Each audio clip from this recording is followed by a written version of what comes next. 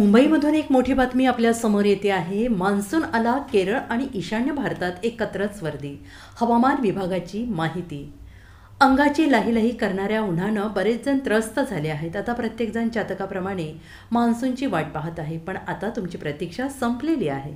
मान्सूननं केरळ आणि ईशान्य भारतात एकत्रच वर्दी दिली आहे। हवामान विभागानं या संदर्भात ट्विट करत माहिती दिली आहे।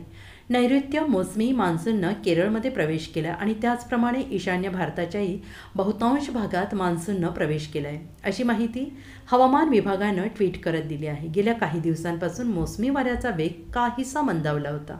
अशातच आता मान्सूनच्या प्रगतीला पोषक वातावरण तयार होत असून आता मोसमी वारे हळूहळू आगेकूच करत आहेत आणि त्यामुळेच लवकरच मोसमी वारे केरळमध्ये दाखल होतील, असं 30 मे रोजी हवामान विभागानं ट्विट करत सांगितलं होतं।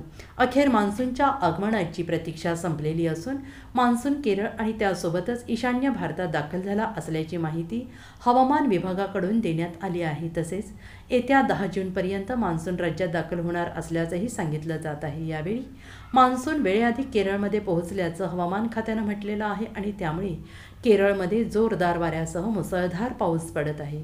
दरम्यान काही दिवसांपूर्वी चक्रीवादळ रेमंडचा तडाखा केरळला बसला होता, त्यामुळे मान्सूनचा प्रवाह झपाट्यानं बंगालच्या उपसागरात पोहोचला होता आणि यामुळे ईशान्येकडेही ढग वाढू लागले आहेत। रामलमुळे शनिवारपासून पश्चिम बंगाल, ओडिशासह ईशान्य भारतातील अनेक राज्यांमध्ये पाऊस पडत आहे।